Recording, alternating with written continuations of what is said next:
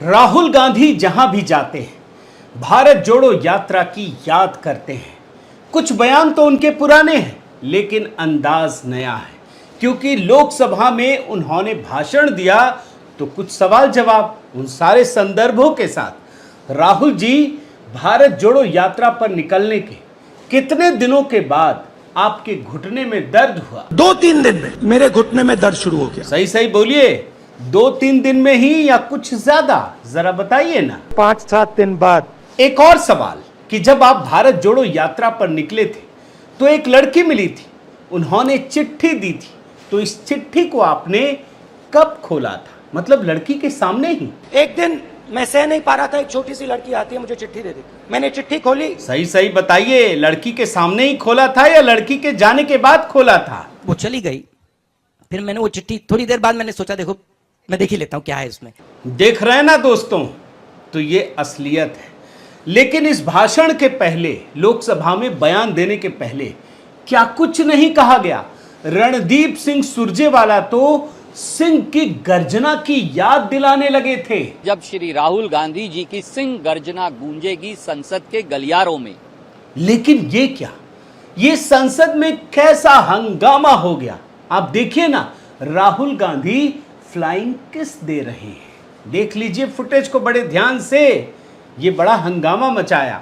और ये flying kiss किसको दे रहे थे, ये भी तो जानना जरूरी है ना। स्मृति ईरानी गुस्से से भर गई। देखिए क्या कुछ कहा उन्होंने। एक बात पर मैं आपत्ति अभी दर्ज करती हूँ अध्यक्ष जी, कि जिनको आज मुझसे पहले वक्तव्य देने का अधिकार दिया गया, उन्होंने जाते जाते एक अभद्र यहाँ पर लक्षण के दर्शन दिए। It is only a misogynistic man who can give a flying kiss to a parliament with seats female members of parliament. ऐसी गरिमा विहीन आचरण को इस देश के सदन में कभी नहीं देखा गया। ये उस खानदान के लक्षण हैं, या आज सदन में देश को पता चले। अब ऐसा क्यों हुआ होगा दोस्तों, ये समझने के लिए मैं क्या कहूं, उन्हीं के बयान का एक हिस्सा सुना देता हूं जो उन्होंने कहा। आज मैं दिमाग से नहीं बोलना चाह रहा हूं, मैं दिल से बोलना चाह रहा हूं। जाहिर है दोस्तों कि जब राहुल गांधी ने दिल से जो कुछ भी किया, उसके बाद भाजपा सांसदों का गुस्सा बढ़ गया और सभी भाजपा महिला सांसद लोकसभा स्पीकर से शिकायत करने पहुंच गईं। ये विशेषाधिकार हनन समिति में सुनवाई होगी, क्या कुछ होगा ये तो आप समझ लीजिए। लेकिन आपको मैं एक मजेदार चीज दिखाता हूं। भाषण जब खत्म हुआ ना, तो राहुल गांधी ने जब अपना भाषण खत्म कर दिया तो कांग्रेस एक नया जुमला लेकर पहुंच गए। ये तो आजकल गजब काम करते हैं ना, मुद्दे पे होते कहाँ हैं। इन्होंने मुद्दा किस चीज को बनाया आप देखिए। मैं दो आपको बड़े नेताओं का दिखा रहा हूं। ये जयराम रमेश जी का ट्वीट देखिए कि राहुल गांधी ने 37 मिनट तक भाषण दिया नो कॉन्फिडेंस मोशन में, और उसमें संसद टीवी ने सिर्फ 14 मिनट 37 सेकंड दिखाए। बाप रे बाप, फ्रेम भी दिखा देते, फ्रेम भी गिन लेते, क्या है उसमें। मतलब राहुल गांधी को दिखाने की इतनी चिंता। और यही बात देखिए सुप्रिया श्रीनेत भी कह रही हैं। मैं तो भैया मैं इनके साथ हूं, दिखाना चाहिए राहुल गांधी, बल्कि जब तक बैठे रहें तब तक उन्हें ही दिखाना चाहिए। लोगों को भी अच्छा लगता है, उनको भी अच्छा लगता है, और भाजपा और विपक्षियों को भी अच्छा लगता है, सबको अच्छा लगता है। लेकिन जानते हैं ये जो मांग की ना, ये इन्हीं पर भारी पड़ गया। आप आश्चर्य करेंगे, जैसे राहुल गांधी बोलकर ही खुद को फंसाते हैं, सेल्फ गोल करते हैं, वैसे ही जयराम रमेश और सुप्रिया श्रीनेत ने भी सेल्फ गोल किया। और क्यों, आप देखिए, मैं आपको दिखाता हूं। भाजपा सांसदों और मंत्रियों, जो महिला सांसद लोग गई थी, उन्होंने ये मांग की कि राहुल गांधी के सीसीटीवी फुटेज को निकाला जाए और दिखाया जाए। बताइए, कांग्रेस भी मांग कर रही है, भाजपा भी मांग कर रही है। सुनिए ना। हम आज स्पीकर को कंप्लेंट दिया है, सीसी कैमरे से इसका फुटेज लेना एंड मेंबर का ऊपर कार्यवाही करना, ऐसे हम मांग रखे हैं। है ना मजेदार चीज दोस्तों, कि जो मांग कांग्रेस कर रही है वही मांग भाजपा भी कर रही है। दोनों राहुल गांधी के फुटेज मांग रहे हैं। लेकिन ये जो फ्लाइंग किस वाला एपिसोड है ना, इसने राहुल गांधी की पुरानी सारी हरकतों को बाहर कर दिया, सारे एपिसोड बाहर कर दिए जो राहुल गांधी ने किए थे। और देखिए, मैं आपको कुछ चीजें दिखाता हूं कि जब पिछली बार भी अविश्वास प्रस्ताव पर चर्चा हो रही थी, तब भी राहुल गांधी ने अकाली दल की नेता को लेकर अजीबोगरीब बात कर दी थी। आप पहले ये बयान सुनिए, क्या कहा था राहुल गांधी। ये अकाली दल की नेता मुस्कुरा के मुझे देख रही थी। लेकिन जानते हैं, संसद में ही जब ये राहुल गांधी बोल रहे थे ना, तभी अकाली दल की नेता और सांसद हरसिमरत कौर बादल ने विरोध तो किया ही, लेकिन साथ ही बाहर निकलकर जवाब भी दिया। और ये जवाब बड़ा खतरनाक है। आप सुनिए पहले इनका, मैं क्या बोलूं, खुद इन्हीं की जुबान से सुनिए। इनकी मम्मी और इनकी तरफ मैंने देख के मुस्कुरा के पूछा कि हमको तो नशेड़ी बोलने वाले, जो पंजाबियों को नशेड़ी बोलते हैं, नशेड़ी बोलते हैं, आज कौन सा करके आए हैं, कौन सा करके आए हैं, कौन सा करके आए हैं। तो मैंने मुस्कुरा के पूछा, उनको ये तो समझ आई नहीं, सिर्फ मुस्कुराहट दिखी। लेकिन बात इतनी सी नहीं है दोस्तों, मैं आपको सारी हरकतें एक एक करके दिखा देता हूं। पिछली बार याद कीजिए, अविश्वास प्रस्ताव के दौरान ही राहुल गांधी नरेंद्र मोदी के, प्रधानमंत्री के गले पड़ गए थे। कभी लोकसभा के इतिहास में ऐसा नहीं हुआ दोस्तों। आप ये वीडियो कभी नहीं भूल पाएंगे, आप देख लीजिए। और उसके बाद क्या किया, उसके बाद जब अपनी सीट पर पहुंचे तो अपने एक सांसद को आंख मारने लगे। बताइए, ये संसदीय परंपरा है, ये संसदीय मर्यादा है। किस प्रकार मर्यादाओं को बार बार तोड़ते हैं राहुल गांधी, ये आप समझने का प्रयास कीजिए। और ऐसी घटना अगर एक दो बार हो जाए ना तो कोई बात नहीं, लेकिन बार बार होती है। और इसीलिए जो चीजें नॉर्मल होती है वो भी विवाद का विषय बन जाती हैं। आप सारी चीजें देखते चले जाइए।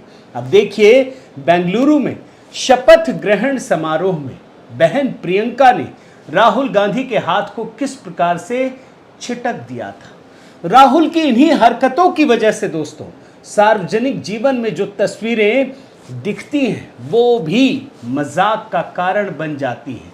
और तभी इस प्रकार की तस्वीरें भी सामने आती हैं। आपने जरूर देखा होगा, आप देख लीजिए। अब आपको एक चीज मैं दिखाता हूं दोस्तों। 20 जुलाई 2018 को अविश्वास प्रस्ताव के दौरान जब राहुल गांधी ने कहा था, तब क्या कहा था, भाजपा को यह कहा था कि उन्होंने उसे हिंदू धर्म सिखाया।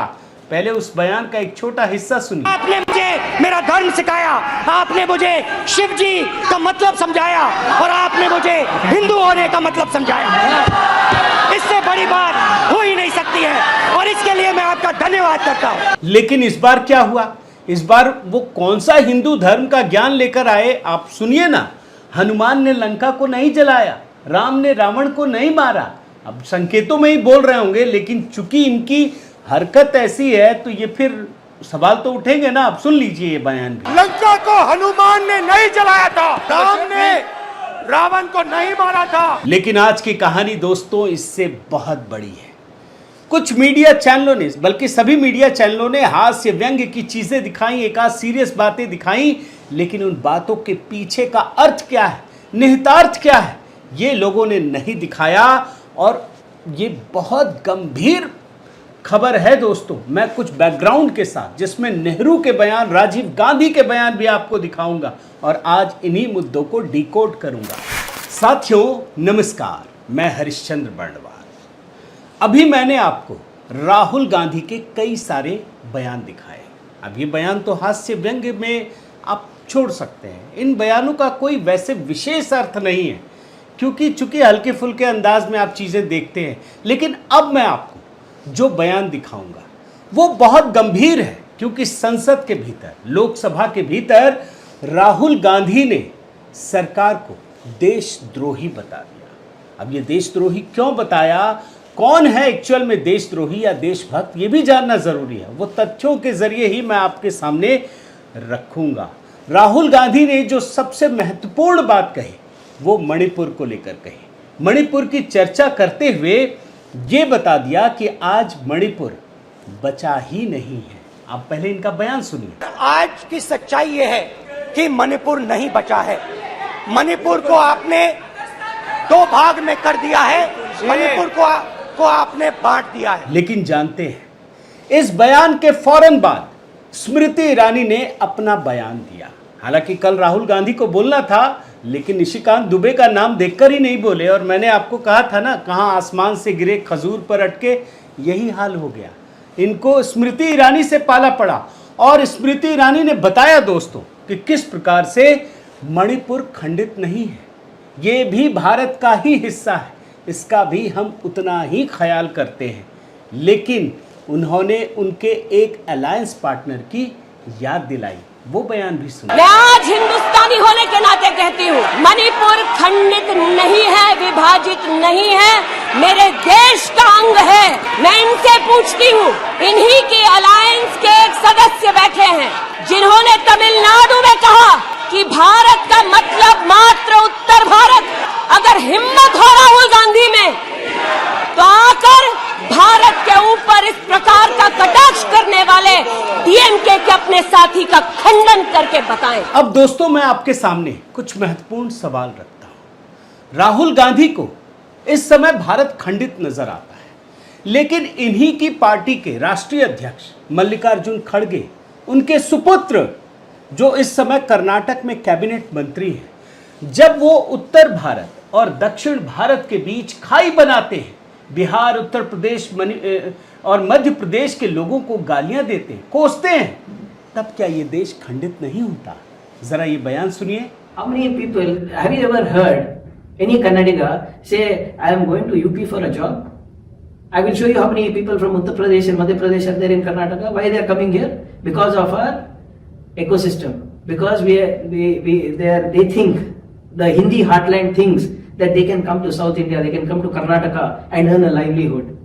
Nobody from South thinks they can go to the Hindi heartland and earn a livelihood. और अब मैं आपको प्रियांक खड़गे के बाद एक और खतरनाक चीज दिखाता हूं। आपको शायद जानकारी है या नहीं है, पिछले कई दिनों से सुप्रीम कोर्ट के भीतर आर्टिकल 370 को लेकर याचिका पर सुनवाई हो रही है। खुद चीफ जस्टिस इस पर सुनवाई कर रहे हैं। लेकिन जानते हैं, अगर आप सुनेंगे इस सुनवाई को, यह ऑनलाइन भी उपलब्ध है, मैं आपको वीडियो नहीं दिखा रहा, जब आप सुनेंगे तो हैरान रह जाएंगे कि ये सुनवाई भारत के लोग कर रहे हैं या पाकिस्तान के लोग कर रहे हैं या बाहर के लोग कर रहे हैं। आपको पता है, जम्मू कश्मीर में सुनवाई के दौरान ये कहा जा रहा है कि ब्रेक्सिट की तरह क्या जनमत संग्रह नहीं होना चाहिए। वो तो भला हो चीफ जस्टिस महोदय का कि उन्होंने तुरंत इसे खारिज कर दिया। लेकिन खैर, मैं आपको फिर से राहुल गांधी पर लेकर आता हूं। राहुल गांधी ने एक और खतरनाक बात कही। उन्होंने भारत माता की हत्या तक की बात कह दी। भारत माता की हत्या, जरा खुद सुनिए। भारत माता की हत्या आपने मणिपुर में की। भारत माता को आपने मणिपुर के लोगों के मारा, आपने मणिपुर के लोगों को मारकर भारत की हत्या की है। अब जाहिर है दोस्तों, जब राहुल गांधी भारत माता की हत्या की बात कहेंगे तो उनको जिस स्मृति ईरानी ने अमेठी में पटखनी दी है और उन्हीं के बोलने की बारी हो तो वो छोड़ देंगे क्या? तो उन्होंने इस बयान पर भी जबरदस्त तरीके से आड़े हाथों लिया। बयान सुनिए। पहली बार राष्ट्र के इतिहास में भारत मां की हत्या की बात की और कांग्रेस पार्टी यहां पर तालियां बजाती रही।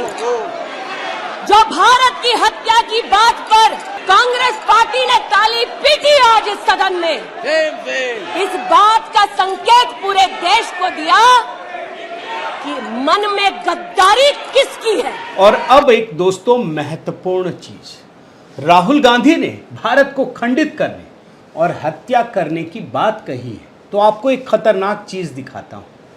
अभी 2 दिन पहले ही पत्रकार नीरजा चौधरी की एक पुस्तक का विमोचन हुआ। इस पुस्तक का नाम जानते क्या है? इस पुस्तक का नाम है हाउ प्राइम मिनिस्टर डिसाइड्स। इस दौरान कई दिग्गज नेता मौजूद थे, आप ये देख सकते हैं। नीरजा चौधरी का, इनके बारे में भी समझ लीजिए, दूर दूर तक भाजपा से कोई नाता नहीं है। मैं ऐसा नहीं है कि जैसा आजकल चलता है ना गोदी मीडिया और ये वो तमाम चीजें, ऐसा मैंने तो नहीं देखा कि भाजपा से जुड़ा कुछ रहा हो इनका। अब इनके किताब का एक हिस्सा मैं आपको पढ़कर दिखाता हूं। ये दूसरा पैराग्राफ है, आप देखिए। You didn't become prime minister just like that. अब ये कौन कह रहा है, किसको कह रहा है, आप देखिए। नेहरू, अरुण नेहरू कह रहे हैं राजीव गांधी को। और अरुण नेहरू कौन है, आप पहले समझ लीजिए। ये गांधी परिवार के बड़े करीबी व्यक्ति हैं। वो कह रहे हैं you didn't become prime minister just like that. Nehru remonstrated with his cousin, don't forget you became PM when more than 5,006 were killed. Nehru was reminding Rajiv that it was the anti-Sikh violence after Indira Gandhi's assassination that had consolidated Hindu. Hindi में भी आपको बता देता हूं, पढ़ना जरूरी है दोस्तों। नेहरू ने अपने चचेरे भाई से कहा, आप ऐसे ही प्रधानमंत्री नहीं बन गए। आपको यह नहीं भूलना चाहिए कि जब 5,000 से ज्यादा सिख मारे गए थे तब आप पीएम बने थे। नेहरू राजीव को याद दिला रहे थे कि इंदिरा गांधी की हत्या के बाद हुई सिख विरोधी हिंसा ने ही हिंदुओं को एकजुट किया था। आप सोचिए, यानी हिंसा क्यों कराई गई, हिंसा से किसे फायदा होता है, यह आप समझने का प्रयास कीजिए। और इसी पुस्तक का पहला पैराग्राफ भी देख लीजिए। इसको मैं हिंदी में ही सीधा आपको पढ़ के बता देता हूं। लगभग इसी समय 1985 के अंत में राजीव पर दबाव बढ़ने लगा। अरुण नेहरू, जो मुस्लिम महिला विधायक के विरोधी थे, ने राजीव को चेतावनी दी कि मुस्लिम कट्टरपंथियों के सामने उनका समर्पण कांग्रेस के भीतर बड़ी संख्या में सांसदों को पसंद नहीं आ रहा है। लेकिन महत्वपूर्ण बात सिख दंगों की दोस्तों, सिख दंगों के जरिए क्या हिंदुओं को कंसोलिडेट करने का प्रयास किया गया था और इसीलिए ये दंगे अंजाम दिए गए थे। और आप कांग्रेसी नेता तो हैं ही इसके घेरे में, जिसमें कार्रवाई चल रही है, हुई भी है। लेकिन ये सवाल राहुल गांधी से तो पूछना पड़ेगा ना कि क्या उस समय भारत खंडित नहीं हुआ था। और याद रखिए दोस्तों, सिख दंगों को इनके पिता ने उस समय बड़ी बेशर्मी के साथ जायज ठहराया था। बयान कभी, जब तक मानवता रहेगी, इस बयान को कोई नहीं भूल सकता। सुन लीजिए। कुछ दिन के लिए लोगों को लगा कि भारत हिल रहा है, लेकिन जब भी कोई बड़ा पेड़ गिरता है तो धरती थोड़ी हिलती है। देख रहे हैं ना, जब कोई बड़ा पेड़ गिरता है तो भारत थोड़ी हिलती ही है। और यही नहीं दोस्तों, इस देश में आजादी के बाद पहला दंगा, जी हां पहला दंगा कब हुआ था? जब महात्मा गांधी की हत्या हुई थी। महाराष्ट्र में हजारों ब्राह्मणों की हत्या कर दी थी। और इस जो हत्या की घटना है उसमें कौन शामिल था? कांग्रेसी ही शामिल थे। आप भूलिए मत, हजारों ब्राह्मणों को मौत के घाट उतार दिया गया था। और उस दौरान नेहरू ने क्या कहा था, कभी नहीं सुना होगा। मैंने ही आपको सुनाया था बयान, राजीव गांधी का बयान सुनाया। अब आपको नेहरू का बयान सुनाता हूं उस दंगे पर जहां हजारों ब्राह्मणों की हत्या कर दी गई थी। आप सुन लीजिए। हमारे देश के राष्ट्रपिता उनको खत्म किया, उसका एक जबरदस्त असर देश पर हुआ और हो नहीं था। देख रहे हैं ना, राजीव गांधी और नेहरू के बयान हैं ये। लेकिन अब आप मणिपुर में आइए।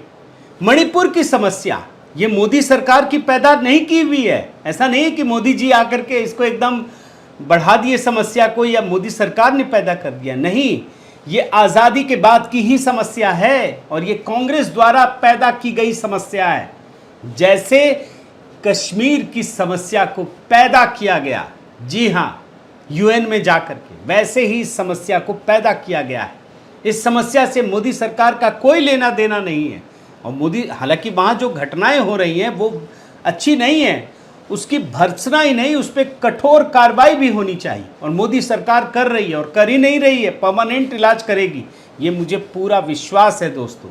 लेकिन इस संदर्भ में आपको बीजेडी के नेता, बीजू जनता दल के नेता पिनाकी मिश्रा के बयान को उद्धृत करना चाहूँगा। और वीडियो भी लोग देख रहे होंगे।